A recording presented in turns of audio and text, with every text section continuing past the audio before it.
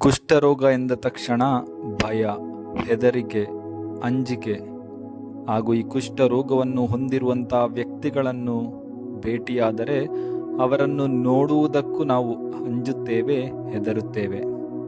ಇಂದು ಈ ಕುಷ್ಠರೋಗಕ್ಕೆ ಔಷಧಿ ಇರಬಹುದು, ಆದರೆ ಕೆಲವು ವರ್ಷಗಳ ಹಿಂದೆ ಇದೊಂದು ಭಯಾನಕ ರೋಗವಾಗಿತ್ತು. ಯಾರೂ ಸಹ ಇಂತಹ ರೋಗಿಗಳೊಡನೆ ಯಾವುದೇ ರೀತಿಯಾದಂತಹ ಭೇಟಿಯನ್ನು ಮಾಡುತ್ತಿರಲಿಲ್ಲ. ಪ್ರಭು ಯೇಸು ಕ್ರಿಸ್ತರ ಕಾಲದಲ್ಲಿರಬಹುದು, ಸಂತ ಫ್ರಾನ್ಸಿಸ್ ಅಸಿಸಿಯವರ ಕಾಲದಲ್ಲಿರಬಹುದು, ಇಂತಹ ರೋಗಿಗಳನ್ನು ತಮ್ಮ ಮನೆಗಳಿಂದ ಹಾಗೂ ಸಮಾಜದಿಂದಲೇ ಹೊರ ಹಾಕಿದ್ದರು. ಈ ಕುಷ್ಠರೋಗ ಉಳ್ಳಂತಹ ವ್ಯಕ್ತಿಗಳು ನಿರ್ಜನ ಪ್ರದೇಶಗಳಲ್ಲಿ, ಕೇರಿಗಳಲ್ಲಿ ವಾಸ ಮಾಡುತ್ತಿದ್ದರು. ಹಾಗೂ ಇವರು ಸಮಾಜಕ್ಕೆ ಮರಳಿ ಬರಬೇಕಾದರೆ ಅವರು ಸಂಪೂರ್ಣವಾಗಿ ಗುಣ ಹೊಂದಿದರೆ ಮಾತ್ರ ಅವರನ್ನು ಬರಮಾಡಿಕೊಳ್ಳುತ್ತಿದ್ದರು.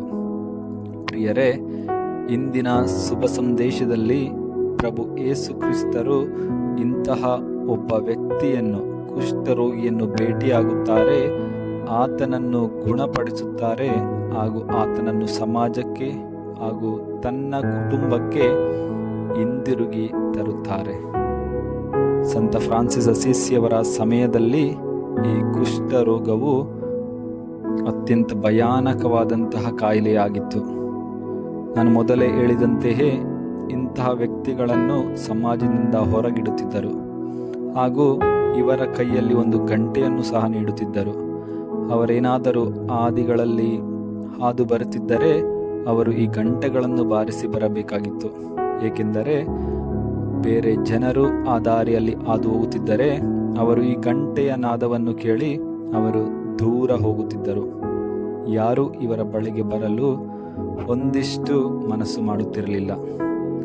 ಸಂತ ಫ್ರಾನ್ಸಿಸ್ ಅಸಿಸಿಯವರಿಗೂ ಸಹ ಇಂಥವರನ್ನು ಕಂಡರೆ ಇದೇ ರೀತಿಯ ಭಯ ಇತ್ತು ಹಾಗೂ ಅಂಜಿ ಅವರು ದೂರ ಓಡಿ ಹೋಗುತ್ತಿದ್ದರು.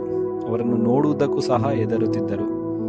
ಆದರೆ ಸಂತ ಫ್ರಾನ್ಸಿಸ್ ಅವರ ಮನ ಪರಿವರ್ತನೆಯಾದ ನಂತರ ಅವರು ದೇವರ ಹುಡುಕಾಟದಲ್ಲಿದ್ದಂತಹ ಸಂದರ್ಭದಲ್ಲಿ ಒಮ್ಮೆ ಕುಷ್ಠ ರೋಗಿಯು ಅವರು ಹೋಗುತ್ತಿದ್ದಂತಹ ಹಾದಿಯಲ್ಲಿ ಕಾಣಲು ಸಿಗುತ್ತಾರೆ.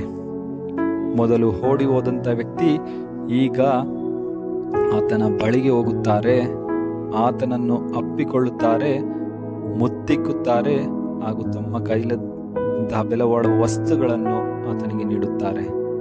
ಇದರ ಅರ್ಥ ಆತ ಸಮಾಜದಿಂದ ಬಹಿಷ್ಕೃತರಾದ ಆ ವ್ಯಕ್ತಿಯನ್ನು ಸ್ವೀಕರಿಸಿದ ಎಂದು.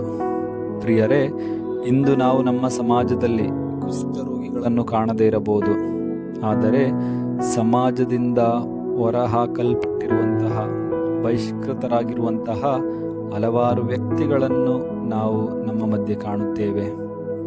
ಯಾರಿಗೂ ಬೇಡವಾದಂತಹ ವ್ಯಕ್ತಿಗಳು, ಏಕಾಂತತೆಯನ್ನು ಅನುಭವಿಸುತ್ತಿರುವಂತಹ ವ್ಯಕ್ತಿಗಳು, ಎಲ್ಲರಿಂದ ತಿರಸ್ಕರಿಸಲ್ಪಟ್ಟಂತಹ ವ್ಯಕ್ತಿಗಳು, ಇಂಥವರನ್ನು ನಾವು ಕಂಡಾಗ ಸಂತ ಫ್ರಾನ್ಸಿಸ್ ಅಸಿಸಿಯವರಂತೆ, ಹೆಚ್ಚಾಗಿ ಪ್ರಭು ಯೇಸು ಕ್ರಿಸ್ತರಂತೆ ಅವರನ್ನು ನಾವು ಸ್ವೀಕರಿಸಬೇಕು. ಅವರೊಂದಿಗೆ ನಾವು ನಿಲ್ಲಬೇಕು ಹಾಗೂ ಅವರಿಗೆ ಸಾಂತ್ವನವನ್ನು ಹೇಳುವಂತಹ ವ್ಯಕ್ತಿಗಳು ನಾವಾಗಬೇಕು. ದೇವರು ನಮ್ಮೆಲ್ಲರನ್ನು ಆಶೀರ್ವದಿಸಲಿ. ಆಮೇನ್. ಅಲ್ಲೆಲೂಯಾ.